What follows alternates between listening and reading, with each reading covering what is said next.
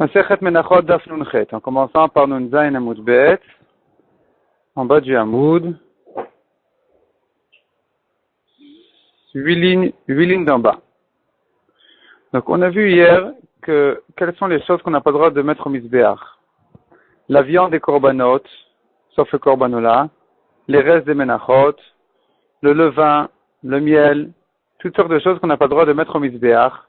Et ici la Gemara elle va traiter la question, à savoir, est-ce que celui qui les met non pas sur le Mizbeach, mais sur la pente du Mizbeach, sur le Kevesh, qui est la pente du Mizbeach, est-ce qu'il est chayav ou pas? Alors la Gemara dit comme ça, celui qui met sur le Kevesh, sur la pente du Mizbeach, une de toutes ces choses-là qu'on n'avait pas le droit de sacrifier au Mizbeach, de brûler sur le feu du Mizbeach. Rabbi Yochanan Amar chayav, Rabbi Elazar Amar patur. La Gemara explique Rabbi Yochanan Amar chayav pourquoi, des Tanya. La Braïta dit, à Mizbeach, la Torah dit qu'ils ne doivent pas monter sur le Mizbeach. Et la Mizbeach, je n'ai que sur le Mizbeach que c'est interdit. Kevesh Minayin, qui dit que la pente du Mizbeach aussi c'est interdit, Talmud Omar. Vient le passage qui nous dit, Ve'el Mizbeach lo ya'alu le-ratzon. On apprend du fait que la Torah s'est prolongée dans son langage, elle dit Ve'el Mizbeach, et vers le Mizbeach, ils ne monteront pas les ratzon pour être voulus devant Hachem. Donc, du fait que la Torah s'est prolongée ici, on apprend de là que non seulement le Mizbeach, mais même le Kevesh, la pente, aussi est concerné par ce Issour, par cette interdiction. Et Rabbi Elazar Amar Patour Maïtam. Pourquoi est-ce que Rabbi Elazar dit qu'il est Patour, celui qui le met sur le Kevesh? De Amarikra, c'est or ou dvash. La Torah dit, le levain et le miel. Korban Reshit takrivu otam. Un korban de début, vous pourrez le sacrifier. Puisque le Seor, le levain, c'est du Chametz. Il n'est cachère que en tant que Shte Alechem, qui sont les deux pains qui viennent à Shavuot, qui sont le début des Menachot de la nouvelle récolte. Toutes les Menachot ne peuvent venir de la nouvelle récolte qu'une fois qu'on a amené déjà les deux pains de Shavuot qui viennent aussi de la nouvelle récolte. Or, eux, les deux pains de Shavuot, ils sont Chametz. C'est ce que la Torah ici, elle fait allusion en disant, Korban Reshit, un Korban de début, Takrivu otam, vous pourrez le sacrifier. Donc, ce levain-là, ce Chametz-là, il est bien en tant que Korban de Shte Alechem, les deux pains de Shavuot. De même, Dvash, le miel, c'est le miel des fruits, les fruits qui viennent en tant que Bikurim. Les Bikurim, c'est aussi le début donc de la nouvelle récolte, le début des fruits de l'année. Et eux aussi, ils ne sont que Chérim en tant que Korban en tant que Korban Reshit, en tant que début, c'est les premiers.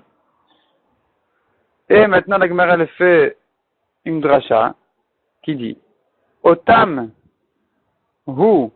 c'est que eux, donc le levain et le miel, des Rabilach, Kevesh Kemizbeach, c'est que chez eux que j'ai inclus le Kevesh comme le Mizbeach, pour dire que ils sont interdits à être amenés au Kevesh sur la pente du Mizbeach autant que sur le Mizbeach. Puisque le pasuk duquel on a fait la dracha, Ve'el Mizbeach, que ça vient inclure le Kevesh, il se rapporte sur le levain et le miel, que la Torah dit qu'ils sont kshérim que en tant que korban reshit, en tant que korban de début, mais en tant que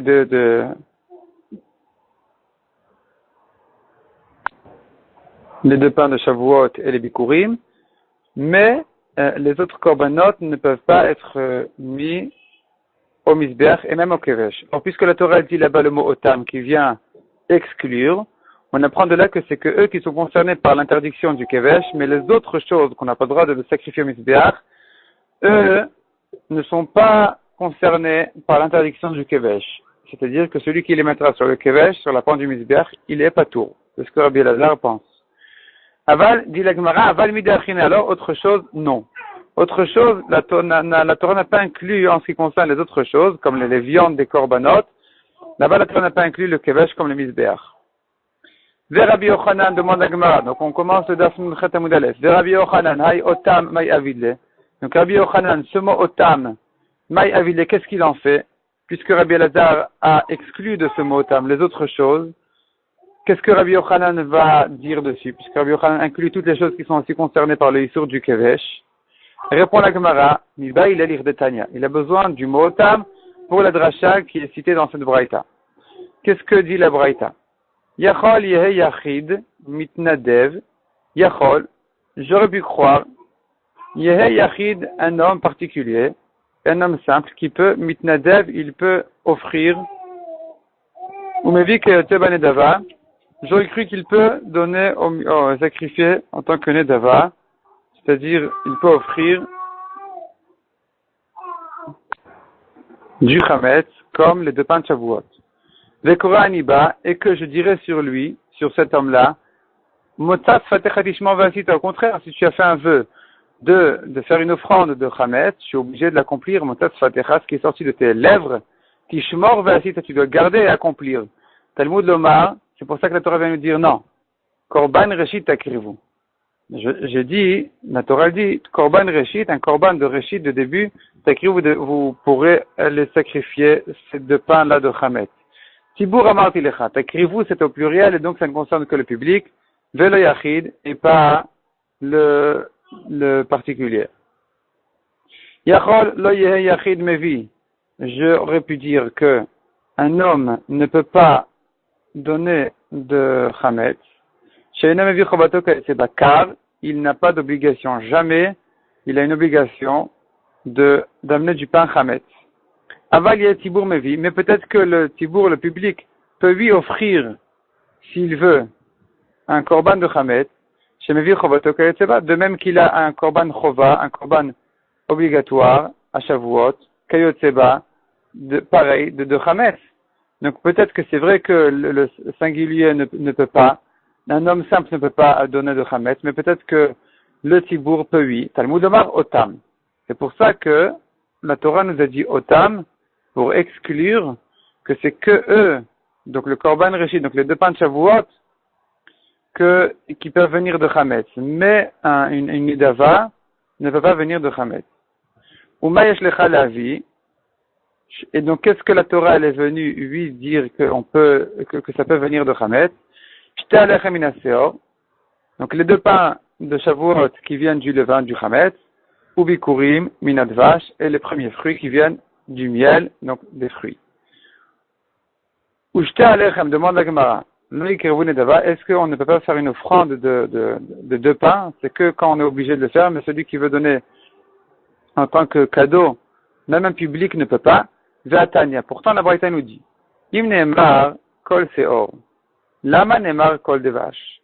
Si la Torah nous a dit que le levain ne vient pas au misbéach, pourquoi est-ce qu'elle a besoin de nous apprendre que le miel non plus? Est-ce qu'on ne peut pas apprendre l'un de l'autre? Le miel du levain, et inversement.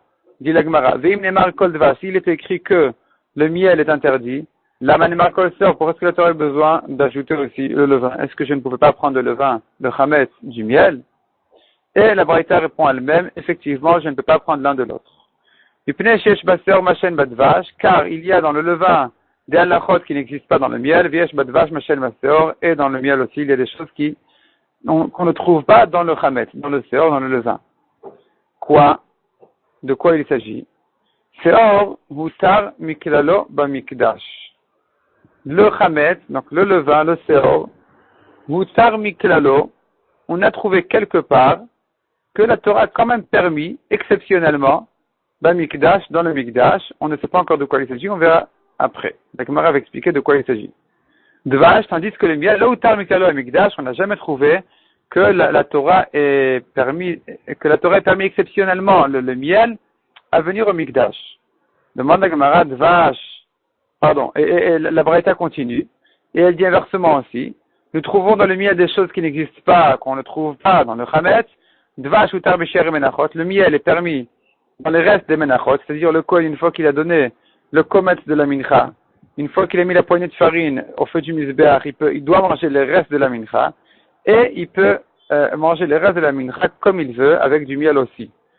Tandis que c'est hors le utar b'sher menachot. Le Chametz n'est pas permis même pour le manger pour être mangé avec les restes de la mincha. Donc, on a trouvé des choses spéciales dans le miel qu'il n'y a pas dans le chametz, de la chôte spéciale, et de la chôte inversement spéciale dans le chametz qu'il n'y a pas dans le miel.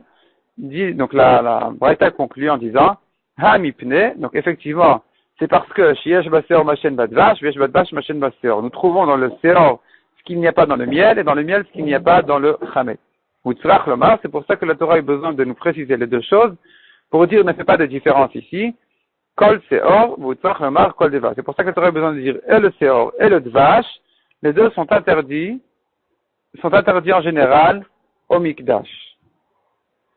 Maintenant, la Gemara demande, qu'est-ce que ça veut dire qu'on a trouvé quelque part que le Seor, le levain, est permis exceptionnellement? Donc, demande la Gemara, Seor de Hutar Miklalo, le Seor qui a été permis exceptionnellement dans Mikdash, Maïniou, dans le Mikdash, de quoi il s'agit? L'Amshte Alechem, n'est-ce pas, les deux pains de Karvan et d'Ava qui peuvent venir même en tant qu'offrande facultative. Donc ça objecte un peu ce qu'on a dit tout à l'heure, que les deux pains ne peuvent pas venir de Chametz en dehors de Shavuot où ils sont obligatoires. Même le public ne peut pas les offrir. Ici, on pourrait comprendre de cette braïta que ce que la braïta dit que les deux pains sont permis exceptionnellement quelque part, ça devrait faire allusion à ça, que le public peut lui offrir, s'ils veulent, deux pains de Chametz. Répond la Gemara, Maravamram, lo. C'est pas ça ce que ça veut dire. Likarev imahem. Mais ça veut dire autre chose. Quand on a dit que la Torah a permis exceptionnellement les deux pains, elle ne veut pas dire en tant que nedava, en tant qu'offrande facultative, mais elle parle effectivement des deux pains de Shavuot. Et ce que la Torah a permis exceptionnellement, c'est que l'ikarev imem, c'est-à-dire, les deux pains effectivement ne sont pas mis au misbeach eux-mêmes, les deux pains de Shavuot, mais par contre ils sont accompagnés, ou eux-mêmes accompagnent plutôt, des moutons qui viennent eux, oui, au misbeach, qui sont sacrifiés au misbeach, et donc on voit que le misbeach touche quelque chose qui vient en rapport avec du chametz. Donc c'est ce que la Braïta a fait allusion en disant que nous trouvons dans le Seor ce que nous ne trouvons pas dans le Dvash, que le Seor, le levain, eh bien il vient au misbeach quelque part. De quoi il s'agit? Des moutons qui accompagnent le Seor. Demande la Gemara si c'est comme ça, donc c'est pas mieux que le Dvash. Le Seor, il n'est pas mieux dans ça que le miel. Yachi Bikurim Nami. En ce qui concerne les Bikurim aussi, nous trouvons la même chose, que ce qui vient accompagner les Bikurim est aussi sacrifié au Misbeach. Donc il n'y a plus de différence entre le miel et le vin. De même que les Shte Alechem, les deux pains de Shavuot, ils sont accompagnés par quelque chose qui vient au Misbeach. De la même manière, les Bikurim aussi sont accompagnés par des volailles qui sont sacrifiées au Misbeach.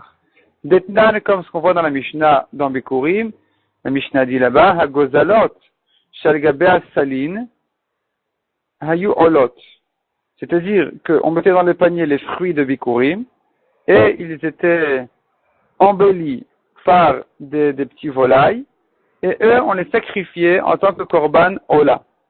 Ve'a Salim Shabiada, et même les paniers qu'ils avaient dans leurs mains, Nitani la Kohanim, ils sont offerts, ils sont donnés aux Kohanim. Donc on voit ici qu'il n'y a plus de différence entre les Shte Alechem et les Bikurim, et que de même que les Shte Alechem qui sont accompagnés par des moutons, les moutons ils viennent au Misbeach, de la même manière, les Bikurim qui sont accompagnés par des petits volailles, eux aussi sont sacrifiés au Misbeach. Répond la Gemara, Hanhu le'ater Bikurim hu deatu. Hanhu, ceux-là, les volailles des Bikurim, ils ne viennent que les ater Bikurim, que pour embellir les Bikurim hu deatu, c'est pour ça qu'ils viennent. Donc c'est pas obligatoire. Tandis que les moutons de Shavuot, ils sont bien obligatoires.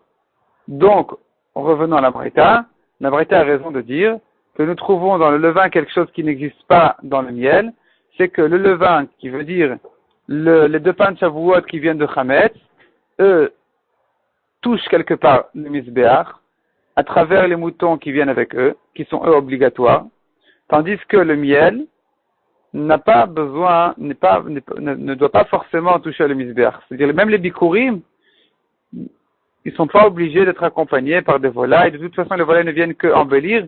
Ils ne sont pas chovas, ils ne sont pas obligatoires. Donc on trouve quelque chose dans le Seor qu'on n'a pas trouvé dans le Dvash. C'est pour ça que la Torah a eu besoin de dire et Seor et Dvash. La Gemara continue en disant, Rami Bachama a posé une question, mais Rav Chizda à Rav Chizda. Hamale mi besar chatat haof al gabe mizbeach maou. C'est-à-dire, chatat haof. Chatat haof, c'est un korban chatat qui vient de volaille. Et la Torah dit que c'est que le sang de cet oiseau qui touche le misbéach. Cet oiseau-là ne touche pas du tout le feu du misbéach. Il n'y a rien de cet oiseau qui est brûlé sur le misbéach. Il est totalement mangé par les Kohanim. Seul son sang touche le misbéach. Et donc, on pourrait se poser la question suivante. Celui qui prend de la chair, de la viande de ce khatat ha'of, donc de ce volaille de korban khatat, et qui la monte sur le misbéach. Maou, est-ce que il a transgressé une avéra ou pas? Puisqu'on a vu dans le précédent que kol shemimenu laishim, toute chose qui vient en partie au feu du misbéach, le reste n'a pas le droit d'être brûlé au misbéach. Donc ici on pourrait se poser la question. Le khatat ha'of n'est pas mis au feu du misbéach, mais il est mis au misbéach. Donc est-ce qu'il est concerné aussi par ce issour-là de ne pas venir, que ces restes ne touchent pas le misbéach, oui ou non? C'est ce que demande Agmara. Kol shemimenu laishim amarachmana. Est-ce qu'il faut comprendre dans la dracha que c'est kol shemimenu laishim, toute chose qui vient en partie au feu, amarachmana, c'est ça ce que la Torah interdit de brûler le reste au misbéach. Vehai or celui-ci, donc le khatat ha'of, le volaille de khatat, en mimenu laishim, il n'y a rien de lui qui va au feu du misbéach, donc il n'est pas concerné par ce issour-là. Celui qui le montera au misbéach n'est pas chayav. On dit ou peut-être, il faut comprendre le dracha différemment. Kol sheshmo korban, tout ce qui s'appelle korban, ce qui ne doit pas être au misbéach, n'a pas le droit d'être au misbéach. Vehai nami, or celui-ci aussi, shmo korban, il s'appelle korban. Et donc, le khatat ha'of aussi n'a pas le droit d'être mis au misbéach. Amarle lui a répondu Rav Chisda, Kol sheshmo korban. Tout ce qui s'appelle korban n'a pas le droit de venir au misbéach, sauf ce que la Torah a précisé qui doit être sacrifié au misbéach. Ve'ainami shmo korban, or celui-ci aussi s'appelle korban, c'est pour ça qu'il n'a pas le droit non plus de monter au misbéach. Celui qui est le mot misbéach, il est chayav. La Gemara dit Ketanae. Cette halakha-là, cette question-là, en réalité, c'est déjà une marloquette Tanaïm. Rabbi Eliezer Omer Kol Sheimenu Laishim. Donc Rabbi Eliezer pense effectivement que c'est que ce qui doit venir au feu du misbéach, qui est concerné par ce issour-là de ne pas monter au misbéach ses restes. Rabbi Akiva Omer Kol Sheshmo Korban, tout ce qui s'appelle Korban est aussi concerné par ce issour-là de ne pas monter au misbéach. Sauf ce que la Torah, évidemment, a précisé que doit être brûlé au misbéach. Maï Benayu. Quelle est la différence, la nafkamina entre Rabbi Eliezer et Rabbi Akiva, Marav Chizda? La différence entre elles est, ce qu'on a dit. Donc la viande du volaille de Khatat, Ika Benayu, c'est ça la marloquette entre eux, que selon Rabbi Akiva, ça s'appelle un korban, donc ça ne peut pas monter au misbéach puisque ça doit être mangé par les Kohanim, tandis que selon Rabbi Eliezer, ça peut lui monter au misbéach puisque En Mimenu Laishim, il n'y a rien de ce volaille de Khatat Ha'of qui doit être brûlé au feu du misbéach, donc il n'est pas concerné du tout par cette mitzvah-là de ne pas le monter au misbéach. Ça c'est une nafkamina. Deuxième nafkamina Rav Amar, log shemen shel metzora ika benayu. Log c'est une quantité, un demi-litre à peu près.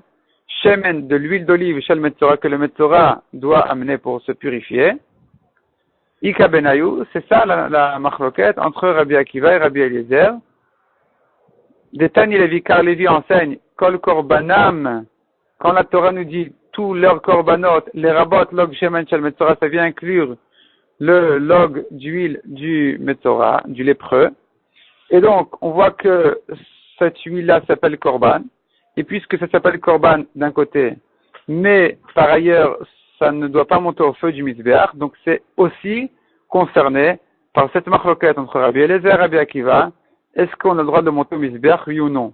Que selon Rabbi Eliezer, puisque cette huile-là ne doit pas arriver au feu du misbéach, donc c'est pas concerné par ce issour-là, ça peut oui monter au misbéach, tandis que selon Rabbi Akiva, du moment que ça s'appelle korban, ça ne peut pas monter au misbéach si ça fait pas partie du korban lui-même. Donc tout ce qui s'appelle korban n'a pas le droit de monter au misbéach, si c'est pas sa manière d'être sacrifié.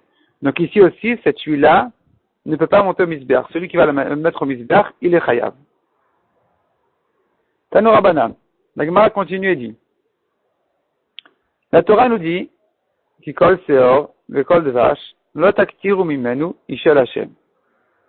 c'est-à-dire qui colle seor, donc tout le vin, le chol des vaches et tout miel, lotaktiru mimenu, vous n'avez pas le droit de brûler de lui, ishel Hashem, au feu pour Hashem. Et maintenant on fait des drachas sur ce pasouk. Donc la Torah nous dit le levain baltaktiru, c'est or baltaktiru. Le levain, dit la Braïta, c'est or baltaktiru, on n'a pas le droit de brûler le levain au misbeach. En yelakulo, je n'ai que le levain entier. On verra par la suite ce que ça veut dire entier. De quelle quantité il s'agit. Mixatom minayin, moins que kulo, moins que le levain entier, moins que la quantité entière, minayin, d'où je sais que c'est aussi interdit. Talmud Omar, kol. C'est ce que la Torah vient inclure en disant le mot kol. Tout le vin, même un petit peu. Eruvo minayin, son mélange. Minayin, d'où je sais qu'il est aussi interdit. Talmud Omar, ki kol. La Torah a ajouté encore un mot ki. Ki kol, ça vient inclure aussi son mélange. Maïke Amar. Demande à Gemara tout de suite, qu'est-ce que ça veut dire kulo et mixato? Une quantité entière et, ou bien mixato moins que la quantité entière. La Gemara ramène là-dessus une marloquette, Abaye et Rava. Amar Abaye, Achike Amar. Donc Abaye explique, Achike Amar. Voici ce que la Braïta nous dit. C'est or bal taktiru. Donc la Torah dit, le levain, tu ne peux pas le brûler. En yela kezaït. Kulo, c'est-à-dire kezaït. Une quantité entière qui est un kazaït. Chati zaït minaï, moins que ça, une demi-olive, la quantité, le volume d'une demi-olive, minaï, d'où je sais que c'est aussi interdit. Talmud Lomar kol, la Torah inclut en disant le mot kol. Eruvo minaï, son mélange non plus, Talmud Lomar ki kol, c'est ce que la Torah a ajouté en disant ki kol. Rava Amar, Rava n'est pas d'accord avec Abaye, lui il dit, Achike Amar, voici l'explication de la Braïta. Seor bataktiru, donc on a vu dans la Torah de ne pas brûler le seor, le levain. En il a komet. Quand je dis kulo, c'est pas un kazaït, c'est un komet, une poignée. Chati komet, une demi-poignée minaï, d'où je sais que c'est aussi interdit, tel le mar kol. La Torah inclut en disant le mot kol. Eruva minaï, son mélange non plus, tel le mar ki kol. C'est ce que la Torah dit, ki kol, pour interdire aussi son mélange. Donc selon Rava, moins d'un kazaït, la Torah n'a pas interdit. Moins d'un komet, la Torah interdit. Moins d'un kazaït, non. Bemaï kamiflege, quelle est la machloquette entre Abaye et Rava? Alors la Gemara explique, Abaye savar, yesh komet et pochot mishne zetim. Une poignée, elle peut être moins de 2 kazetim. C'est-à-dire, il se peut, une poignée qui ne contient même pas 2 kazetim. Veyesh aktara, pruta mikazait. Veyesh aktara, on tourne la page, il y a une aktara, c'est-à-dire, ça s'appelle brûler au feu du misbeach, même une quantité qui fait pruta mikazait, moins d'un kazait. Quel rapport entre la première idée et la deuxième idée que Abaye dit? Abaye nous dit, il se peut un comète qui ne contient pas de kazetim, et je considère une aktara, même moins d'un kazait. Quel rapport entre ces deux choses-là?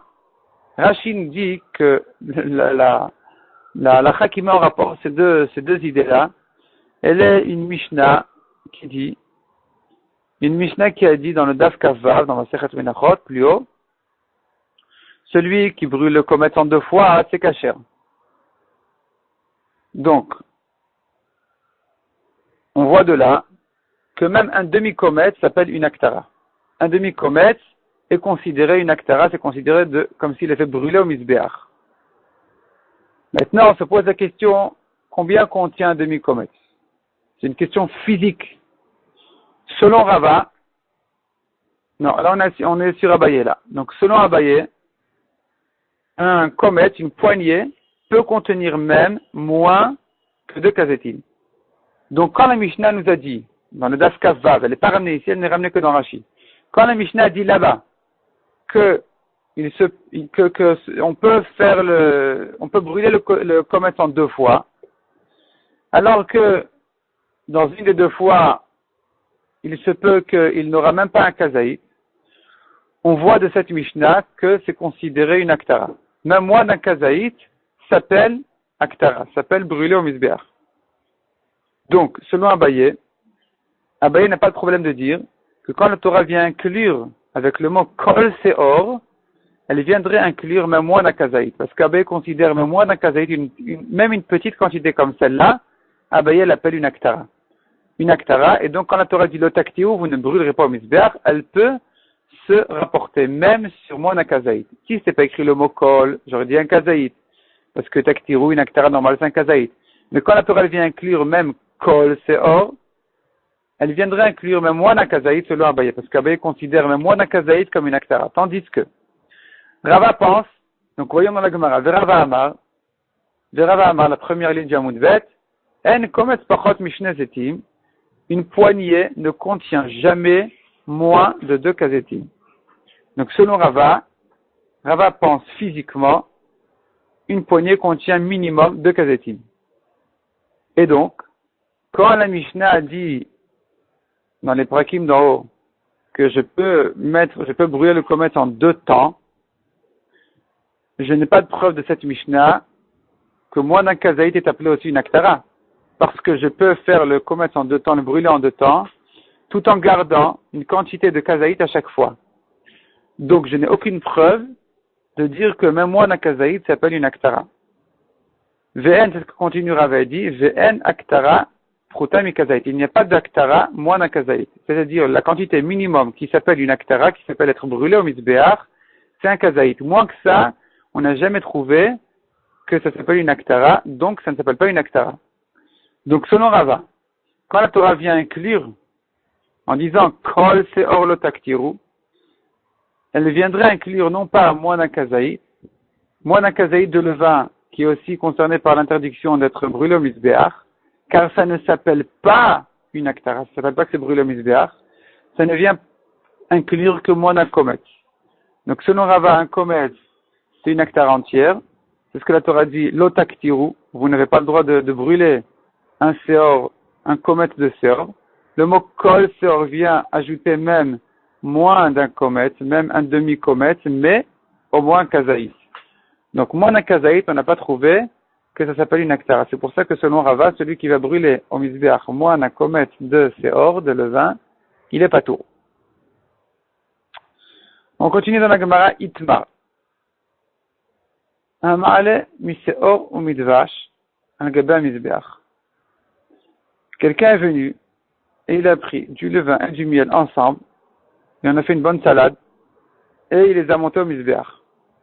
Donc maintenant, il a et du levain, et un mélange de levain, et du miel, et un mélange de miel.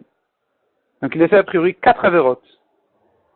Amarava, c'est ce que dit Rava effectivement, Loke, il reçoit des coups pour et mishum seor, et pour avoir transgressé le issour de mettre au misbéach du séor, du levain. Veloke mishum dvash, et pour le miel. Loke mishum eruve seor, et il prend encore des coups parce qu'il a mis au misbéach un mélange de levain. Ou mishum eruve dvash, et aussi pour le mélange de miel. Donc il reçoit 4 fois 39 coups. Est égal à 4 fois 40, 160. Moins 4, 156 coups. Donc il doit se recevoir 156 coups pour la bêtise qu'il a faite. C'est ce que Rava pense.